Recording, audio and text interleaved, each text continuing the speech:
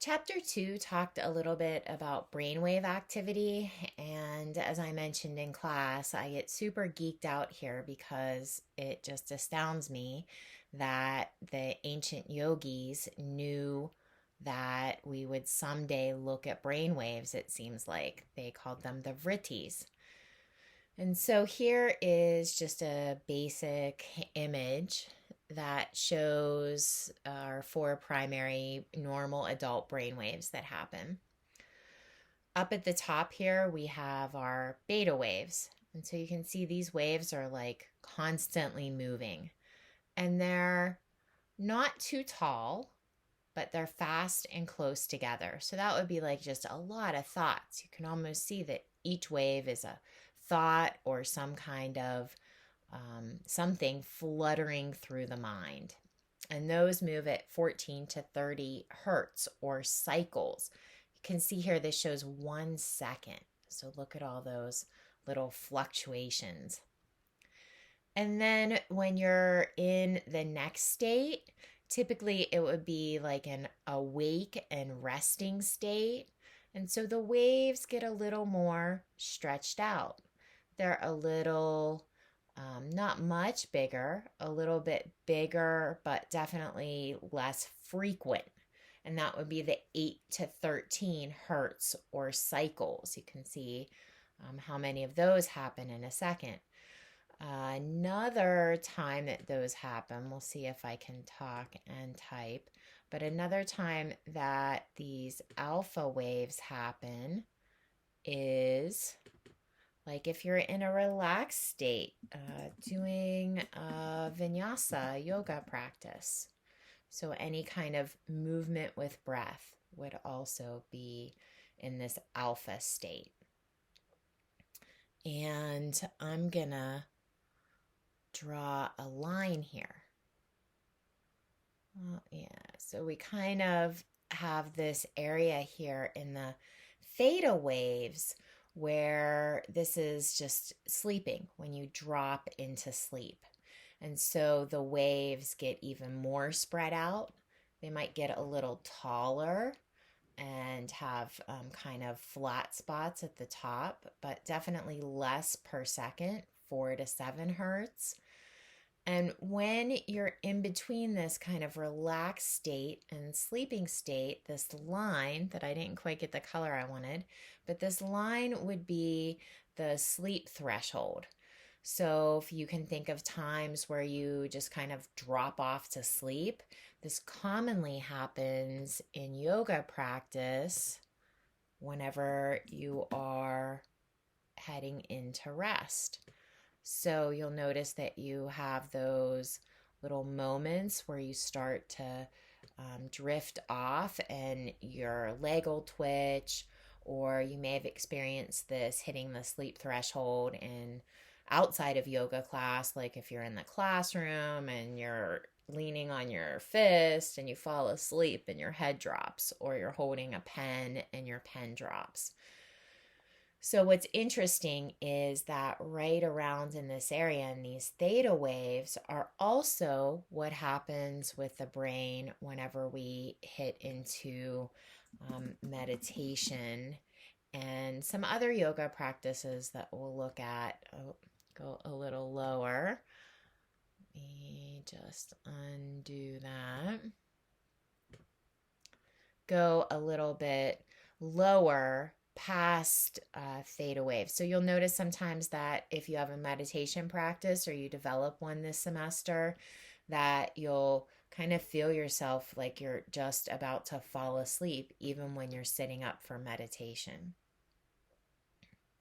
And then in these waves where they get really stretched out, these are delta waves, and so those are less than 3.5 hertz. So they're really stretched out, don't happen very frequently. That's when you're in deep sleep, and it's also what is seen for experienced meditators. They've hooked experienced meditators up to EEG machines and they've seen these lines. So, what they did then was they would read to them just lists of nonsense words and expect that because they were sleeping, their brains looked like they were sleeping, that they wouldn't remember them. But the really experienced meditators could remember everything afterwards. They could repeat back these lists of nonsense words. And that happened in like the late 70s. And so that's when people started to say, oh, yoga or meditation, that's kind of like hypnosis. And they came up with all these tapes that you could listen to while you were asleep, like to learn Spanish or to quit smoking. And there were all these hypnosis tapes. But because people were actually really sleeping, it didn't work. So it was kind of a failed experiment. So yoga isn't really like sleeping, and meditation isn't like sleeping, but the brain relaxes to that extent. And sometimes there are two things that also happen in the brain. And sometimes this does happen when you're sleeping because, as we discussed in chapter 2, you can't multitask, right? The brain needs to rest. So there's this hypna, and it's hypnagogic state or hypnopompic state. And some say hypnagogic state. So things that happen kind of around in this whole area around the sleep threshold, when the brain can relax enough and get enough deep sleep time, it can have these bursts of insight. So if you've ever been asleep and you've had a really powerful dream, and they say you can keep a journal next to your bed and write it down. But often you'll hear people who are inventors talk about stories about how they've puzzled over how to solve a problem. And then all of a sudden, the answer just comes up out of that still mind. And those images or insights are called hypnagogic when you're going to sleep and you kind of have one. Hypnopompic when you're coming out of sleep. I think of it as like pop, hypnopompic, but it's pompic. And then hypnagogic. There's a practice that we'll do called yoga nidra that is like a guided rest / meditation, and that's said to produce these brainwave states. And then, as if that's not enough, I'm going to see if I can get a good color here for my next line and see if I can draw this.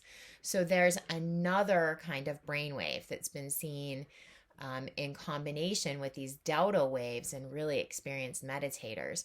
And it kind of looks like, I'm not doing a great job drawing, but I'm trying.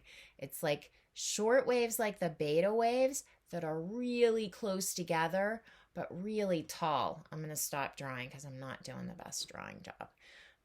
But these waves are being researched now, and they are gamma waves. And they are greater than 30 hertz. So they are super fast, super close together. And it almost seems contradictory. Like, why would these crazy fast, tight, tall, close together waves be seen in the meditating mind? And it's kind of like, sometimes if you look these up, you'll see this craziness, and then you'll also see parts where it gets really spread out. So it almost will look like slower than a delta wave. So it's like there are these bursts of insight, bursts of compassion. This is like the hyper focus state. So it's a state where the mind is really open to anything. So that is how modern science looks at the brain and the vrittis and the brain waves and what the yogis always knew. I'll make a couple other notes on here and I will post this and you can save it.